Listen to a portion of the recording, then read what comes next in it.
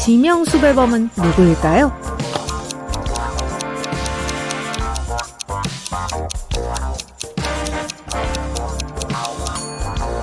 오른쪽 여자예요. 포스터 사진과 같은 점이 있어요. 신분 도용자는 누구일까요?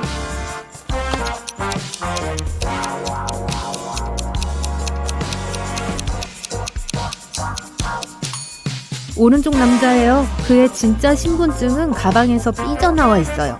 그가 가짜 신분증을 보여주고 있다는 거예요. 가짜는 누구일까요?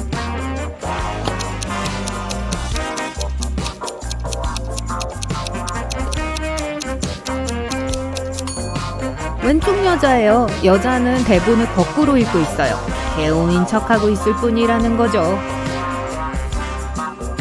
누가 진짜 도둑일까요?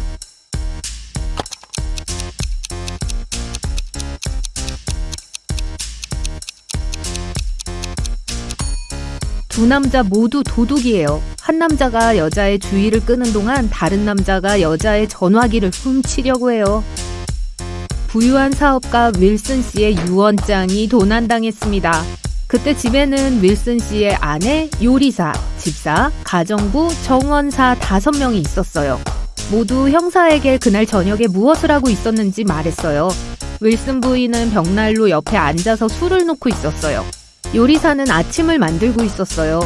집사는 거실에서 여러 명의 일꾼들을 감독하고 있었어요. 가정부는 복도에서 바닥을 쓸고 있었어요. 정원사는 온실의 식물에 물을 주고 있었습니다. 이 대화가 끝나자마자 형사는 도둑을 체포했습니다. 누가 범인이고 형사는 어떻게 그것을 알아냈을까요?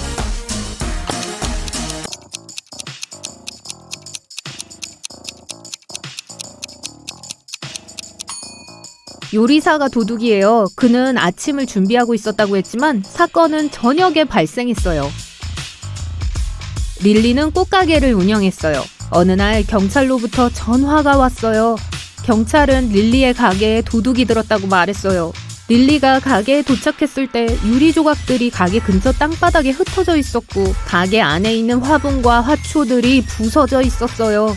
경찰은 3명의 용의자를 신문했습니다. 릴리의 전 남편인 제이콥은 서둘러서 가게 앞을 지나가느라 유리창이 깨진 걸 알아차리지 못했어요. 경찰이 제게 전화를 했을 때 비로소 무슨 일이 일어났는지 알았어요. 릴리의 친구 카밀은 이렇게 말했어요. 릴리가 가게에서 뭔가를 도와달라고 부탁했어요. 제가 도착했을 때는 이미 모든 것이 부서져 있었어요. 제가 즉시 경찰에 신고했어요. 릴리의 전 직장 동료인 매트는 근처를 걷고 있는데 누군가가 창문을 깨고 가게로 몰래 들어가는 걸 봤어요. 휴대전화를 집에 두고 와서 경찰서로 달려갔어요. 누가 거짓말을 하고 있는지 추측할 수 있나요?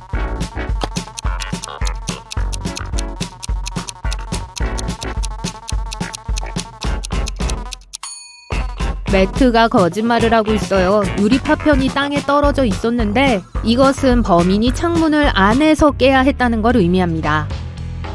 잠깐 쉬어가죠. 이번에 여러분은 빨리 생각해야 해요. 메리의 엄마는 4명의 딸이 있어요. 첫째 이름은 4월이, 둘째는 5월이, 셋째는 6월이에요. 그럼 넷째 딸의 이름은 뭘까요?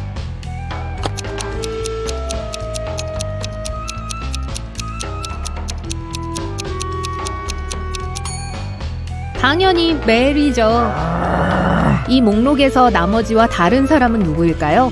나폴레옹 보나파르트, 엘리자베스 여왕, 윌리엄 셰익스피어, 셜록 홈즈, 아리스토텔레스, 크리스토퍼 콜럼버스, 도널드 트럼프.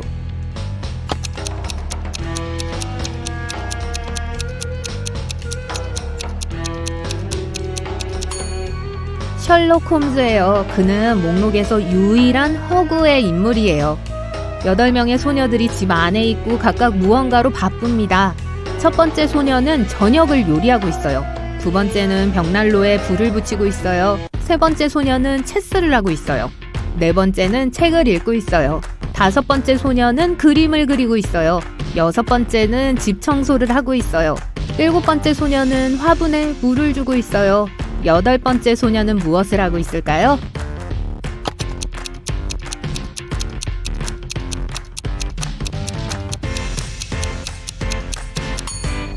세 번째 소녀와 함께 체스를 두고 있어요. 한 여성은 1850년에 40살이 되었습니다. 하지만 1860년에 그 여자는 30살이었어요. 어떻게 이런 일이 일어날 수 있죠?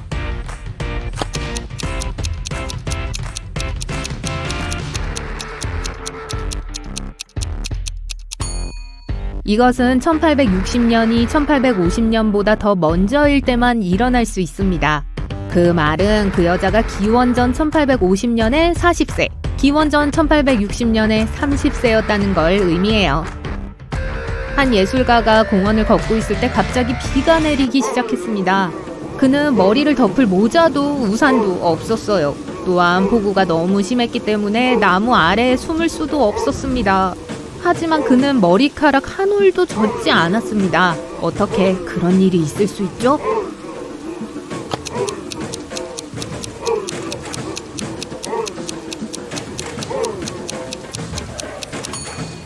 그 예술가는 대머리였어요.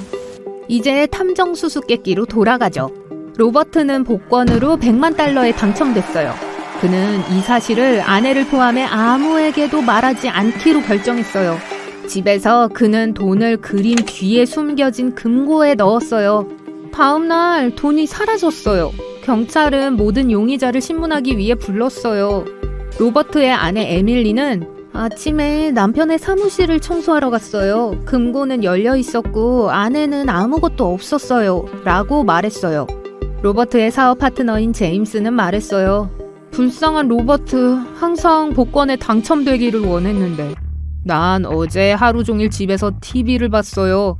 그리고 로버트의 친구인 마크는 이렇게 말했어요. 어젯밤에 체육관에 있다가 집에 갔어요. 누가 왜 이런 짓을 했는지 상상이 안 돼요. 경찰은 도둑을 체포했어요. 누군지 추측할 수 있나요?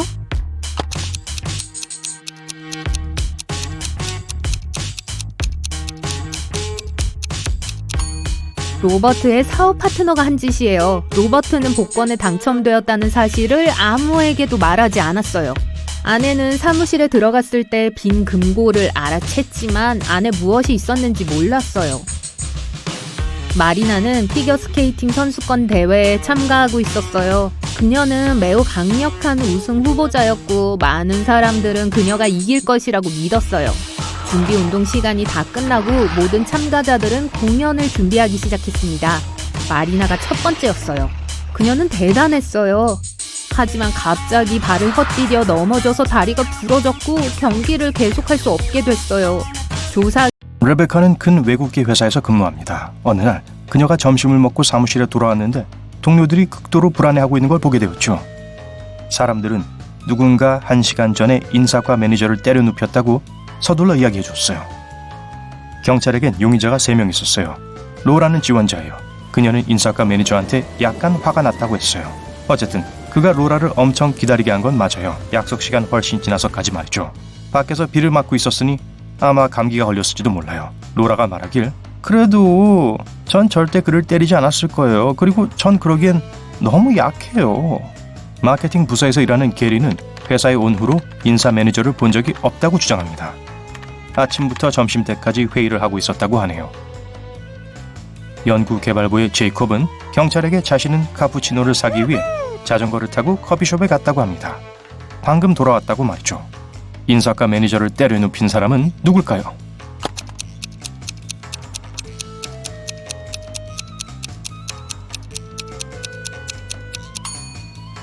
제이콥이었어요.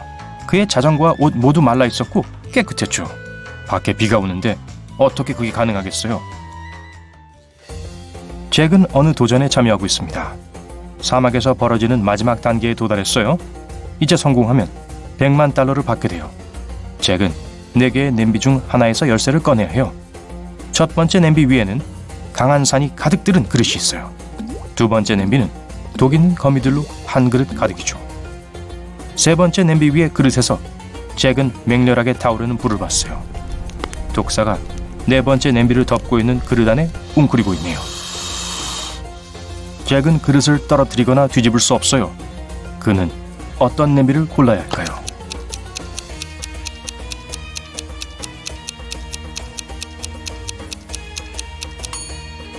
세 번째 그릇을 골라야 해요.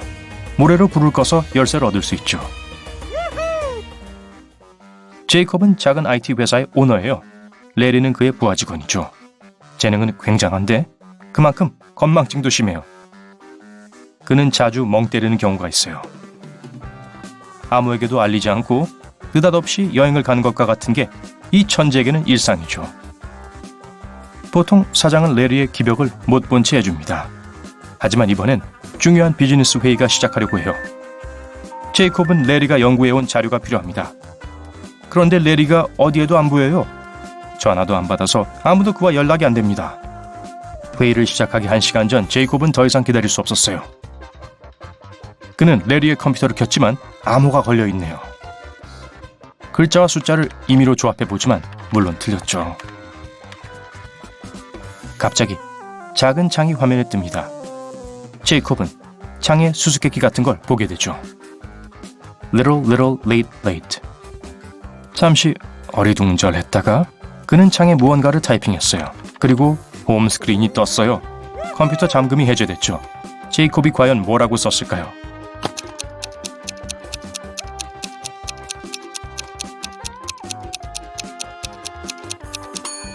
이 글자 조합 수수께끼의 답은 too little, too late 였어요. 불행하게도 그렇게 간단하지 않았어요. 필요한 데이터가 든 폴더도 암호에 걸려있네요. 제이콥이 클릭했을 때 이런 게 떴죠. 모든 숫자를 거꾸로 써라. 어려운 것 같은데요? 다행히도 제이콥은 레리의 뇌가 어떻게 돌아가는지 알고 있어요. 정답을 쓰는데 많은 시간이 필요치 않아요. 그리고 드디어 정보를 얻었어요. 비밀번호는 뭐였을까요?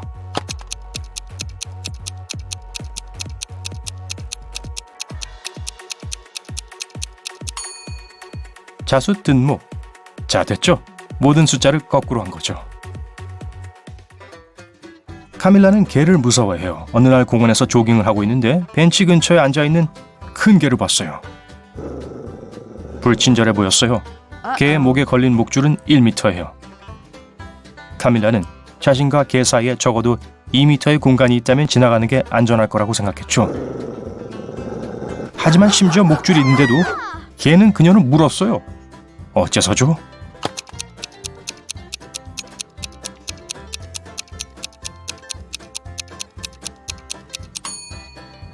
개줄이 어디에도 묶여있지 않았어요.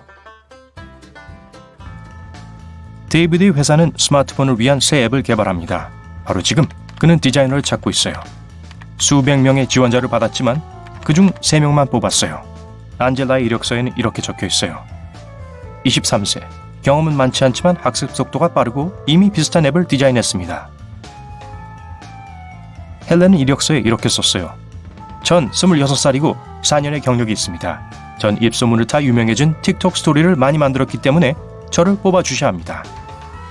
그리고 에릭의 이력서에는 그는 28살이며 7년의 경력이 있다고 합니다. 그는 수많은 앱을 디자인했어요. 구글이 출범한 이래로 거기서 일하고 있다고 합니다. 데이빗은 한 사람만 고용할 수 있어요. 하지만 한 명의 지원자만이 이력서에 거짓말을 하지 않았기 때문에 괜찮아요. 누굴까요?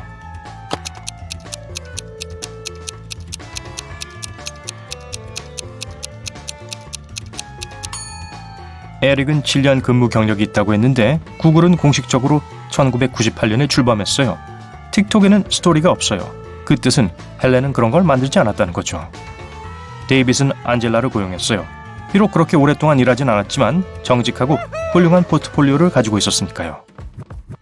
놀이공원의 경비원인 케빈은 롤러코스터 근처에 서 있는 한 소년을 발견합니다. 꼬마는 자기 이름이 닉이라고 했어요. 그는 아빠가 어디 있는지 모릅니다. 케빈은 닉을 사무실로 데려가 방송을 했어요. 그 후 두 남자가 문 앞에 나타났어요. 첫 번째 사람이 주장하길, 우린 카페에 있었어요. 하지만 제가 햄버거를 먹고 난 후 속이 너무 안 좋아서 화장실에서 거의 20분을 있어야 했어요. 나왔을 때 닉이 없었어요. 너무 걱정했어요. 다른 남자가 말을 가로막더니, 우린 롤러코스터를 같이 탔어요. 그리고 닉에게 거기서 기다리라고 하고 전 핫도그를 사러 갔죠. 누가 닉의 아빠일까요?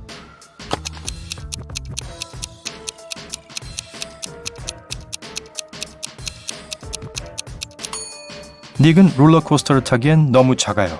그 뜻은 두 번째 남자가 거짓말을 하고 있다는 거죠. 소년의 아빠는 식중독에 걸린 불운한 남자였죠. 에이드는 아름다운 소녀 엘라와 미친 듯이 사랑에 빠졌어요. 그는 모든 시간을 그녀와 함께 보내려고 했죠. 그는 그녀에게 비싼 선물과 꽃을 사주었고 최고의 식당에 초대했고 요트 여행을 계획했어요. 그들은 세계를 여행했고 유명한 호텔에 머물렀고 디자이너 옷을 사러 다녔죠. 그리고 1년도 채 안 돼서 에이드는 백만장자가 되었어요. 어떻게 이게 가능하죠?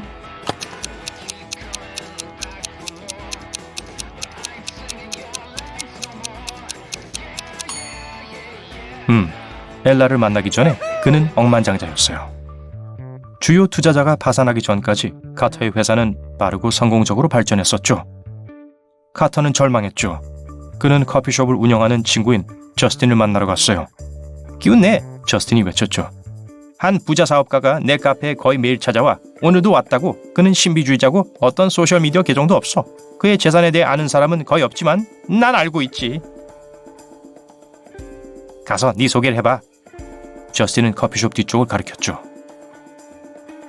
카터는 그곳에서 세 남자를 봤어요. 이런, 친구에게 누가 부유한 사업가인지를 안 물었네요. 그는 남자들을 유심히 봤어요. 단번에 필요한 사람이 누구인지 알아냈어요.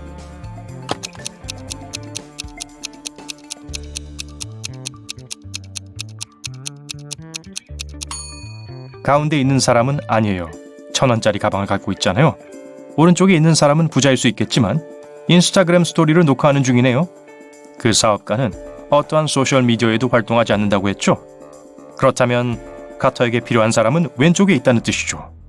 카터가 옳았어요. 이 남자는 알고 보니 억만장자였어요. 그는 카터의 사업에 깊은 인상을 받았어요. 그러나 서류에 서명하기 전에 그는 한 가지 조건을 언급했어요. 카터 스스로가 온갖 종류의 스트레스 받는 상황에 대비되어 있다는 걸 증명해야 했어요. 카터는 도전에 동의하는 것 외에는 할 수 있는 게 없었죠. 그런 다음 카터는 외딴 집으로 끌려가 홀로 남겨졌어요. 창문이 없고 문이 3개 있는 커다란 방에 갇혔죠. 갑자기 천장이 내려오기 시작했어요. 동시에 방에는 물이 차기 시작했죠. 카터는 첫 번째 문 뒤에 순식간에 자기를 수면 아래로 데려갈 강력한 소용돌이가 있다는 걸 알고 있었어요. 두 번째 문에는 공격적인 피라냐 떼가 숨어 있었죠. 그리고 세 번째 문에는 바닥에 날카로운 나무가 꽂혀 있는 깊은 웅덩이가 있어요. 카터는 살기 위해서 어느 문을 선택해야 할까요?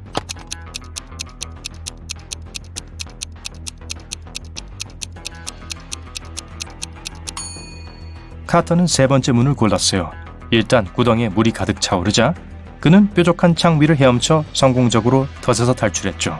사무실에 돌아갔을 때 억만장자가 이미 계약서에 서명을 해놓은 상태였죠. 금요일 밤에 친구 3명이 함께 노는 것에 동의했어요.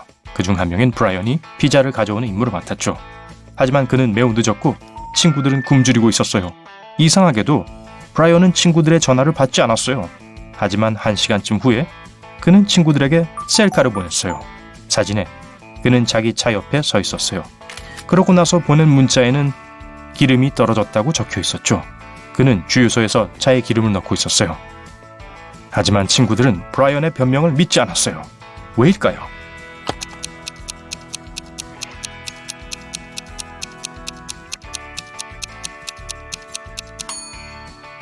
사진에 보면 좋아요 천재 탐정씨, 이 탐정 도전은 3단계가 있어요. 각각의 다음 수수께끼는 이전 것보다 더 어려워요. 끝에 가서 여러분의 결과를 알기 위해서는 열심히 집중해서 가진 모든 탐정 기술을 사용해야 해요.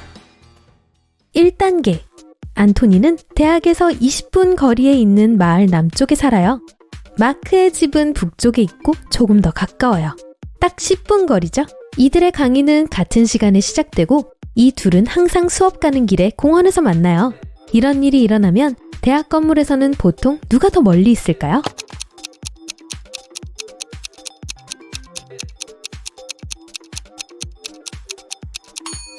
이들은 같은 곳에서 만나요. 그건 둘이 대학 건물에서 같은 거리에 있다는 걸 의미하죠. 한 남자가 일주일에 적어도 여러 번 해외여행을 했다는 것을 밀라노 공항 세관원들이 알아차렸어요. 세관원들은 그가 밀수꾼이라고 의심했지만 뭘 밀수하는지는 알 수 없었죠. 그는 늘 여행 가방이나 손가방을 가지고 있었지만 그 안에 금지품이나 비싼 건 없었어요. 그러나 몇 달 후 새 세관원이 팀에 합류했을 때 미스터리가 풀렸죠. 남자가 밀수하던 건 무엇이었을까요?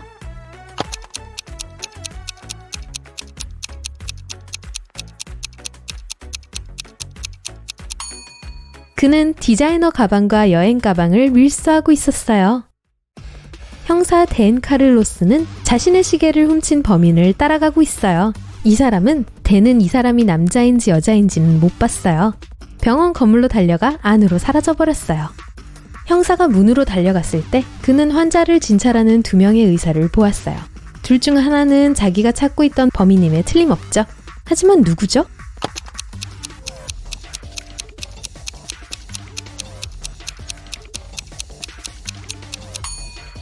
왼쪽에 있는 여자예요.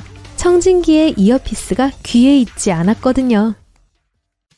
에밀리는 어려운 시험을 멋지게 합격했어요. 하지만 어떤 설명할 수 없는 이유로 그녀의 교수님은 에밀리가 부정행위를 했다고 확신하고 있어요. 한동안 논쟁을 벌인 후 그들은 타협점을 찾았죠.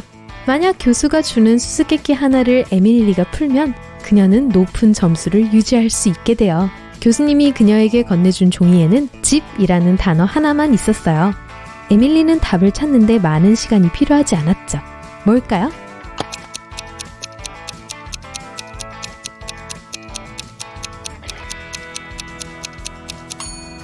이 경우 색이 중요해요. 답은 온실입니다. 어린 아담은 그의 형 필립이 생일 선물로 돈을 좀 받았다는 걸 알았죠. 하지만 아무리 아담이 열심히 노력해도 그 돈을 찾을 수 없었어요. 어느 날 필립이 없을 때 아담은 형의 방에 몰래 들어갔죠. 돈은 없었어요. 하지만 아담은 지도를 발견했어요. 형이 정원에 현금을 숨겨뒀어요. 아담은 T자 설명을 따랐죠.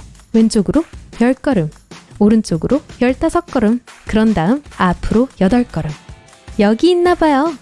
아담은 땅을 파기 시작했어요. 그는 2시간을 허비하고 아무것도 찾지 못했어요. 필립이 동생을 속인 걸까요?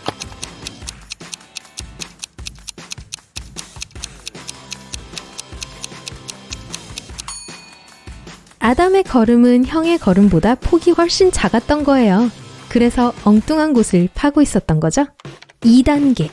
한창 일하는 중이었고 헬렌은 그녀의 사무실에 있었어요. 갑자기 집 보안 시스템이 안에 누군가가 있다고 알렸어요. 그녀는 경찰을 불렀어요. 그녀는 자신의 경쟁자들이 침입자를 보낸 거라고 확신했죠. 헬렌은 침입자가 새 프로젝트에 대한 정보가 든 메모리 카드를 노리고 있다고 생각했죠. 경찰이 도착했을 때 집에 진짜 한 남자가 있었어요. 경찰이 그를 수색했지만 메모리 카드는 찾지 못했어요. 삼켰을 리는 없어요. 그렇다면 카드는 어디에 있을까요?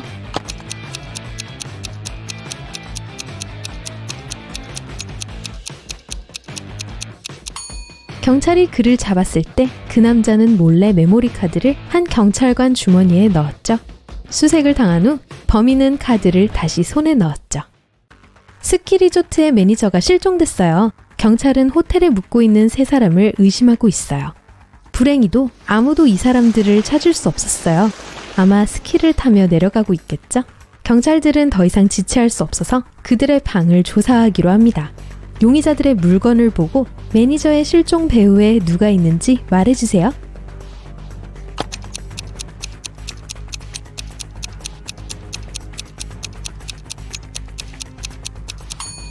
조예요. 그는 따뜻한 옷이나 겨울 스포츠 용품과 장비를 갖추고 있지 않은 유일한 사람이죠.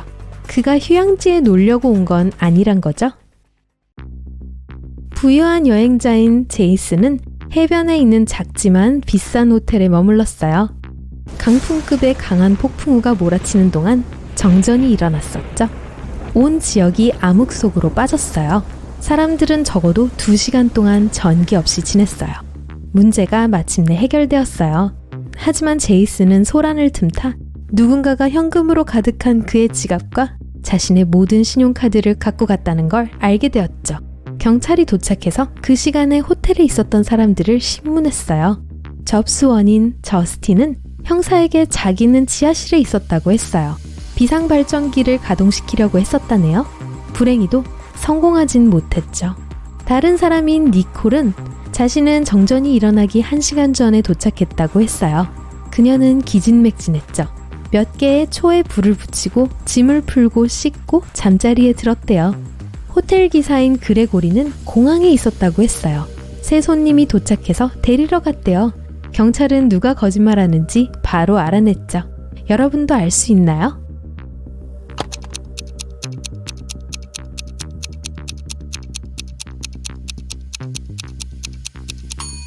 심한 폭풍 때문에 정전이 일어났죠. 그리고 비행기는 바람이 많이 부는 그런 날씨엔 비행하지 않죠. 그렇다면 비행기로 사람이 어떻게 도착할 수 있나요? 그레고리가 거짓말을 한 거죠. 22세기에 로봇은 사람들 틈에서 사는데 이건 특별한 일도 아니죠. 하지만 가끔 사람을 너무 많이 닮아서 형사들의 일을 더 어렵게 만들죠. 바로 이번처럼요. 경험이 풍부한 경찰관인 에릭 블랭크는 3명의 용의자 중 누가 신원도용 죄를 저질렀는지 밝혀야 해요. 그는 범인이 로봇이란 걸 확실히 알고 있어요. 하지만 인간이 아닌 건 누구죠?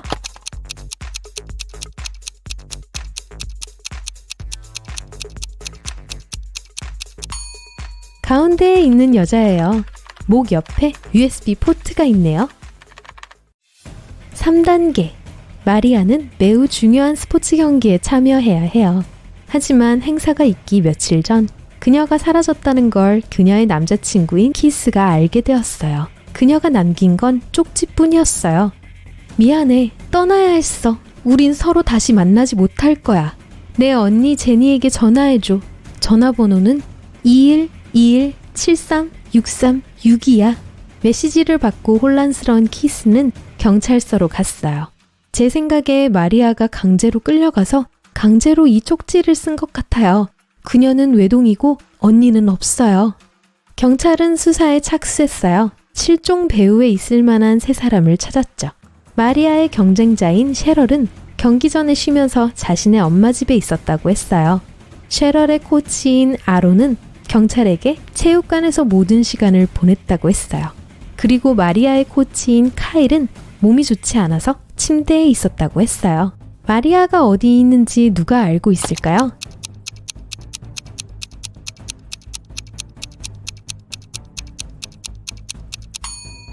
그녀의 쪽지. 그녀가 쓴 건 전화번호가 아니에요. 이렇게 그녀는 범인의 이름인 아론을 암호화한 거예요. 아론, 저딴 코치가 어딨어요? 자넷에겐 꿈이 있었어요. 그녀는 교수님의 조교가 되고 싶었죠. 그 남자는 유명하고 재능이 있는 과학자였어요. 교수는 자넷이 똑똑하단 걸 알았죠. 하지만 그 일자리를 제안하기 전에 그는 그녀를 시험해보기로 결정했죠. 교수님은 그녀를 2개의 방이 있는 집에 데려갔어요. 완전히 격리된 방이었죠. 한 방에는 스위치가 3개 있었어요. 다른 방에는 3개의 전구가 있었어요. 자넷은 스위치가 있는 방에 있어야 했어요. 그녀는 다른 방에 딱 한 번만 갈 수 있어요. 각 전구가 어떤 스위치에 연결되어 있는지 알아야만 했죠. 그녀는 이 일을 용케 풀었죠. 어떻게 했을까요?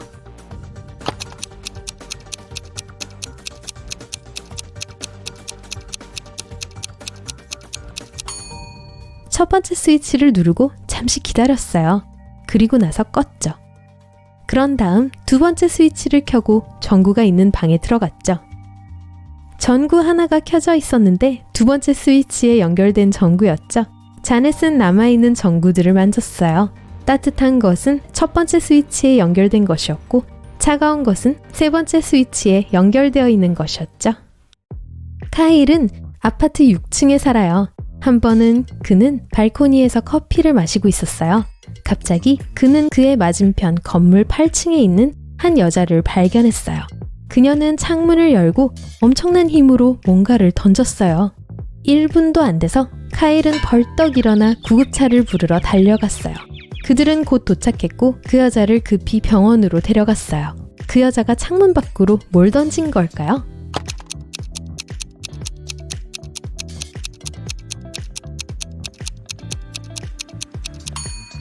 부메랑이었어요. 이 사람들이 다 똑똑하다고 말한 적 없어요. 또 다른 글자 조합 수수께끼를 풀어보고 싶나요? 이번에는 조금 더 어려운 걸로요. 이걸 보세요. 무슨 뜻일까요?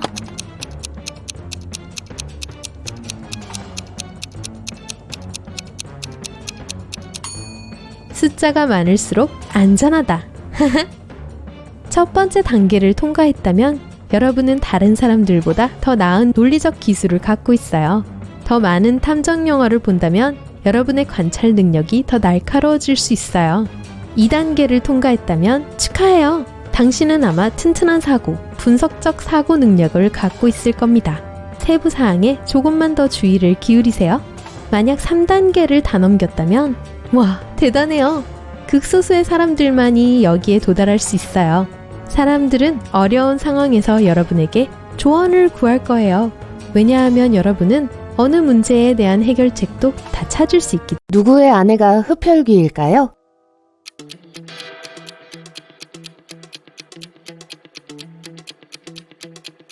이 남자의 아내는 해가 진 후에야 파티에 나타났기 때문에 흡혈귀가 틀림없어요. 어느 남편이 늑대 인간일까요?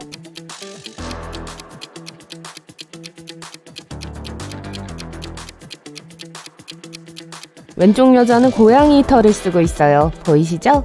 뒤에 고양이가 있어요. 반면에 오른쪽 여자의 집에는 바닥과 벽에 긁힌 자국이 있어요. 신발도 앞이 해졌어요. 그 남편이 늑대 인간이에요. 어느 아내가 귀신일까요?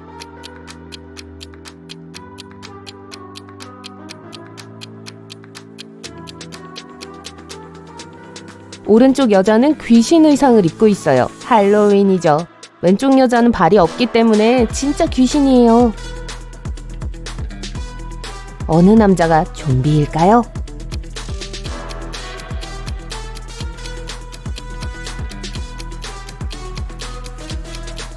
왼쪽 남자는 몸이 안 좋을 뿐이에요. 오른쪽 남자는 인간 음식을 먹지 않고 접시가 비었기 때문에 좀비예요. 호수에 연꽃이 있어요. 매일 연꽃의 수는 2배로 증가합니다. 연꽃이 호수 전체를 덮는 데는 48일이 걸려요. 호수의 절반을 덮는 데는 며칠이 걸릴까요?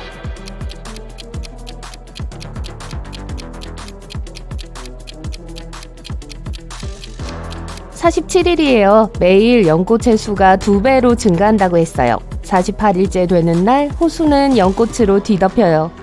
그렇다면 47일째 되는 날의 48일에 비해 절반의 연꽃이 있다는 뜻이에요.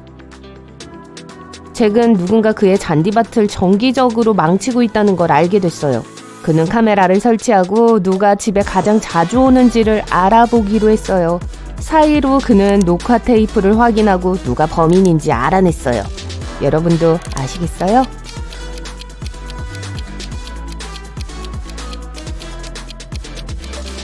잭의 이웃 카렌이 잔디를 망쳤어요. 그 여자는 모든 사진에 등장해요.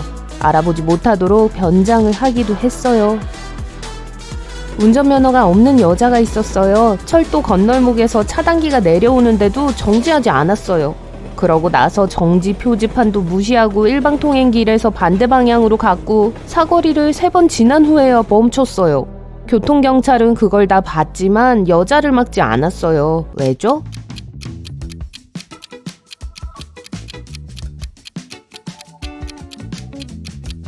여자는 기차를 타고 와서 도보로 이동했어요. 메리는 친구 로건을 구하기 위해 얼음성에 들어가려고 해요. 그런데 문에 암호 자물쇠가 있어요. 다행히도 얼음에 이런 단서가 새겨져 있어요. 162, 한 숫자가 옳고 올바른 위치에 있어요. 842, 두 숫자가 옳지만 잘못된 위치에 있어요. 526, 모두 틀려요. 암호를 추측할 수 있나요?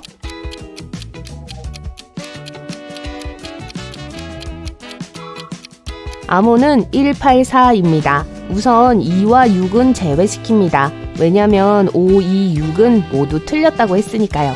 842에서 두 숫자는 옳으니까 우리가 필요한 숫자는 8과 4예요. 마지막 숫자는 1이 틀림없어요. 1은 올바른 위치에 있으므로 8과 4의 위치도 쉽게 추측할 수 있어요. 메리는 문을 열고 성 안으로 들어갔어요. 얼어붙은 복도를 지나 3개의 문을 만났습니다. 첫 번째 문 뒤에는 심한 눈보라가 치고 있어요. 두 번째 방에는 위험한 눈용이 있어요. 세 번째 문 뒤에는 검푸른 얼음층으로 덮인 호수가 있어요. 메리는 어느 문을 선택해야 할까요?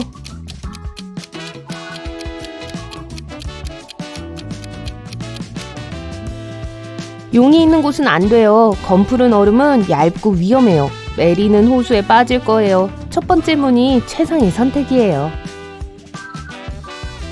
메리는 방을 건너 기다란 복도를 발견했어요. 얼음 여왕의 괴물들이 메리를 쫓기 시작했어요. 메리는 복도를 절반쯤 달렸을 때 투명한 얼음으로 만들어진 3개의 문을 봤어요. 첫 번째 방에는 마법의 눈 앵무새가 있어요. 두 번째 방은 물로 가득 차 있어요. 세 번째 문 뒤에는 작고 검은 방이 있어요. 메리가 발견되지 않으려면 어느 문 뒤에 숨어야 할까요?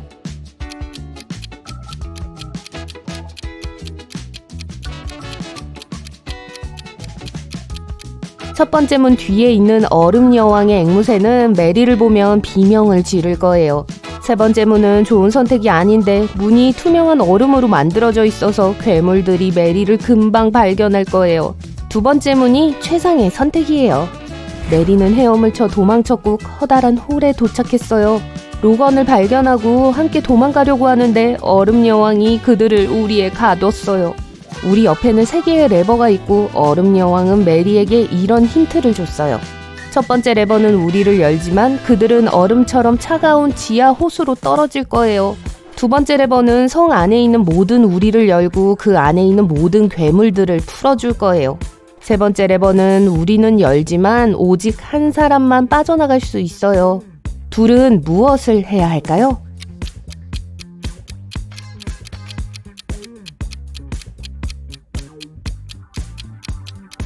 둘은 세 번째 레버를 당겨서 로건을 나가게 해야 합니다. 그러고 나서 첫 번째 레버를 당겨요. 메리가 물에 빠지면 로건이 메리를 호수에서 구해주면 돼요. 조는 친구들을 위해서 야채 샐러드를 만들기로 했어요. 준비를 위해서 조는 피망 3개, 같은 수의 토마토가 필요했어요. 토마토보다는 적고 무보다는 많은 수의 오이가 필요해요. 조는 샐러드에 몇 가지 야채를 사용할까요?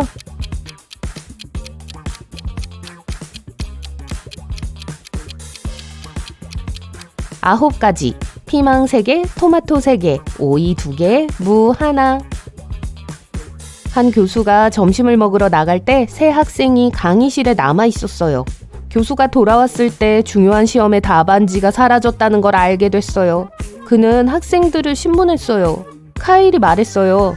교수님이 나가고 10분 후 엄마가 학교 건물 근처에서 만나자고 전화를 하셨어요. 제가 돌아왔을 때 답안지는 이미 사라졌어요. 브라이언이 말했어요. 아무도 카일에게 전화하지 않았어요. 카일이 교수님 책상에서 무언가를 가지고 나갔어요. 라이언이 말했어요. 브라이언 말이 맞아요. 답안지를 가져간 걸 알고 우리가 그를 쫓아서 밖으로 나갔지만 이미 사라졌어요. 교수는 누구?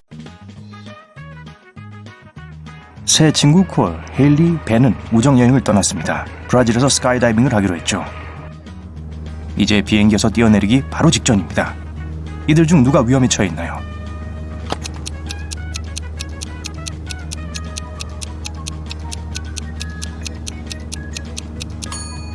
콜입니다. 낙하산 가방이 아니라 일반 배낭을 메고 있어요. 아이쿠. 내 아이의 엄마가 퇴근을 해서 집에 왔는데 딸들이 모두 바빠 보였습니다. 세레나는 체스를 두고 캐서린은 책을 읽고 한나는 아나를 보고 있었습니다. 델라니는 무엇을 하고 있었을까요?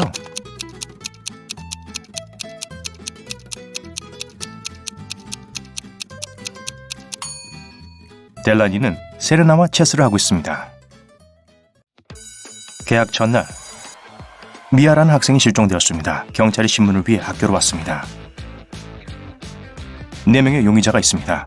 아담스 교장 선생님, 수학교사 스미스 선생님, 청소부 존스 씨, 학교 요리사 브라운 씨입니다. 아담스 선생님은 일이 많아서 하루 종일 사무실에서 떠나지 않았다고 말했습니다.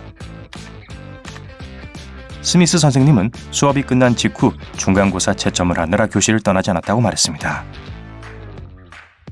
존스 씨는 점심을 먹으러 집에 간다고 말했고 그 학생이 누구인지도 몰랐다고 합니다. 브라운 씨는 미아를 카페테리아에서 만난 적이 있지만 실종에 대해선 아무것도 모른다고 말했습니다. 경찰은 즉시 범인을 체포했습니다. 누가 미아를 데려갔고 이를 어떻게 알아냈을까요?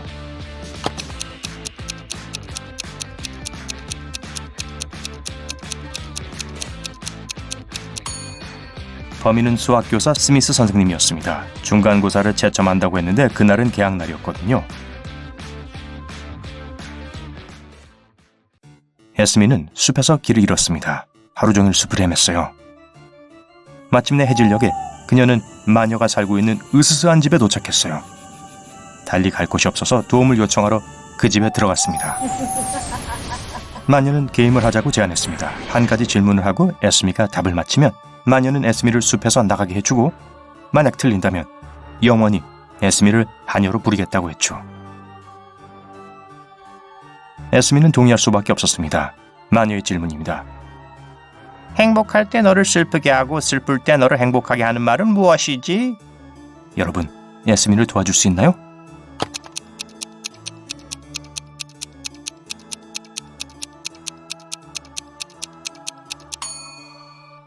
바로 곧 끝날 거야 라는 말입니다. 이곳은 그린란드의 9분의 3, 에콰도르의 7분의 2, 이집트의 5분의 1을 차지합니다. 어떤 곳인가요?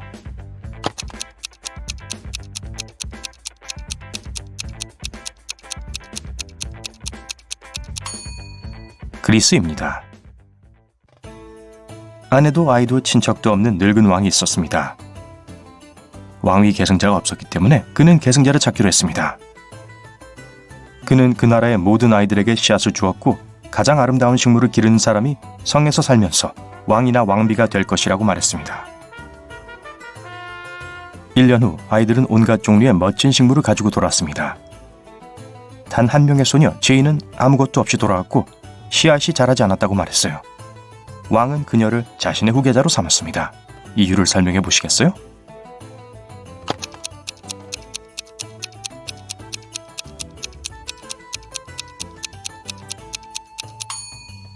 왕은 모든 사람들에게 자라지 않는 가짜 씨앗을 주었습니다. 즉 제인을 제외한 모든 사람들이 거짓말을 했다는 뜻이죠. 제인은 훌륭하고 공정한 여왕이 될 수 있는 유일한 정직한 사람이었습니다.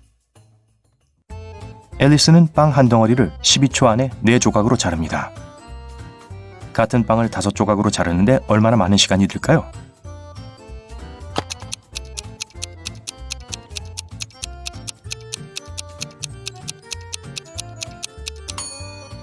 (16초입니다) 4조각으로 자르려면 3번 빵을 잘라야 합니다. 빵을 3번 자르는데 12초가 걸린다면 4초 안에 빵을 한 번씩 자른다는 뜻입니다. 만약 빵을 5조각으로 자르고 싶다면 빵을 4번 잘라야겠죠? 한 번 자를 때 4초씩, 즉 16초입니다. 스티브는 방금 평생 동안 꿈꿔왔던 새 차를 샀습니다. 저녁에 드라이브를 할 계획이었지만 그 전에 출근을 해야 했습니다. 그는 차고에 차를 두고 떠났어요. 집에 돌아와서 그는 차고를 열었습니다. 그리고 차가 없어진 것을 발견했습니다. 그는 경찰을 불렀습니다. 경찰관은 그의 이웃 3명을 신문했습니다. 사만다는 개를 산책시킬 때 차가 차고에 있었다고 말했어요. 라이언은 하루 종일 집을 비워서 아무것도 못 봤다고 했습니다. 테오도르는 정원 도구를 가지러 스티븐의 집에 왔지만 스티브가 집에 없어서 돌아갔다고 했습니다. 이 정보는 경찰관이 강도를 체포하기에 충분했습니다. 누가 그랬고 어떻게 알아냈을까요?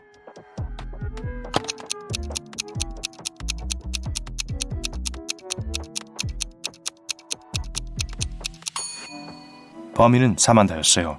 그녀는 차가 차고 있는 걸 봤다고 말했어요. 하지만 차고는 닫혀 있었으니 그 차를 볼 수 없었습니다. 아델은 남자친구 올리버가 그의 방에서 독살된 것을 발견하고 경찰에 신고했습니다. 경찰관은 그녀에게 무슨 일이 있었는지 말해달라고 했어요. 아델은 올리버의 집을 지나가고 있었는데 불이 켜져 있는 것을 봤다고 했어요. 그리고 그 방에 있는 사람이 올리버인지 확인하려고 창가로 다가갔어요. 날씨가 춥고 창문에 서리가 껴서 그녀는 누가 안에 있는지를 보려고 서리를 닦아냈습니다. 그리고 올리버가 바닥에 있는 것을 보고 경찰을 불렀죠. 경찰관은 그녀가 거짓말을 하고 있다는 걸 즉시 깨닫고 그녀를 체포했습니다. 어떻게 알아냈을까요?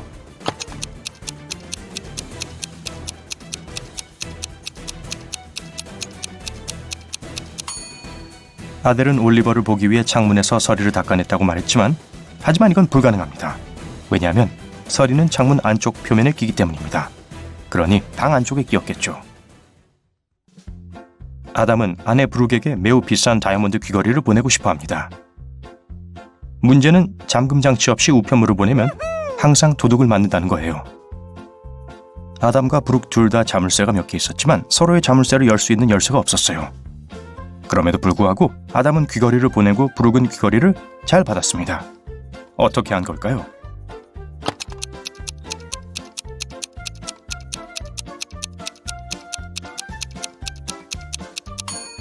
아담은 상자에 귀걸이를 넣고 잠근 후 브룩에게 보냈습니다. 브룩은 상자를 받은 후 자신의 자물쇠를 상자에 걸고 그것을 되돌려 보냈습니다. 아담은 상자를 받고 자신의 자물쇠를 연 후 아내에게 돌려보냈습니다. 그러고 나서 브룩은 자신의 열쇠로 자물쇠를 열고 귀걸이를 받았습니다. 네, 저도 알아요. 결혼해서 함께 살고 있으니까 그냥 귀걸이를 건네줄 수도 있겠죠? 하지만 재미가 없잖아요.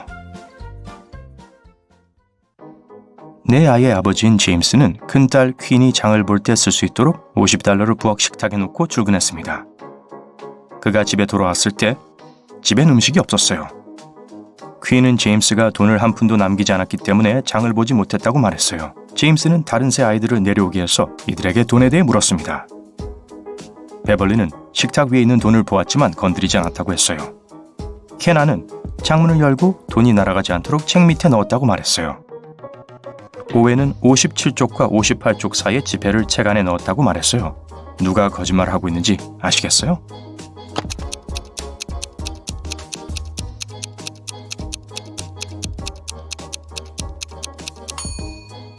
오웬이 거짓말하고 있어요. 57쪽과 58쪽 사이에는 돈을 넣을 수가 없었어요. 한 페이지의 양면이기 때문이죠.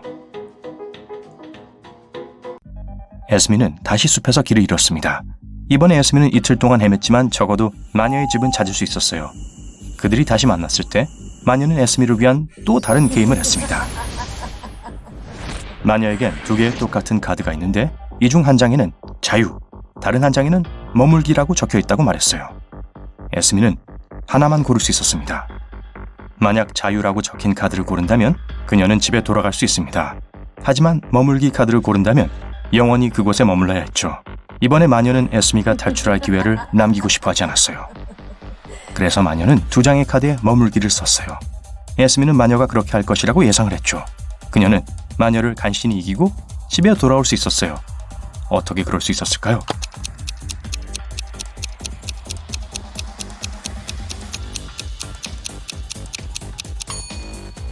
에스미는 카드를 골라 불에 태운 후 실수였다고 말했습니다. 마녀는 머물기라고 적힌 나머지 카드를 열어야 했죠.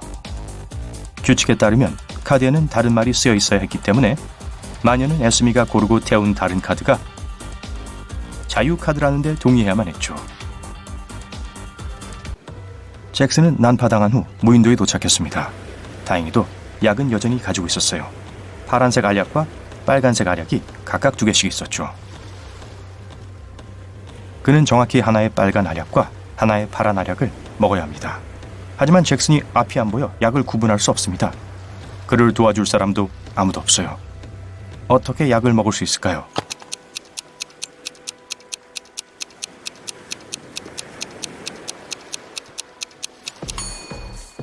잭슨은 4개의 알약 각각을 반으로 쪼개서 각각의 반쪽짜리 약을 4개 먹어야 합니다.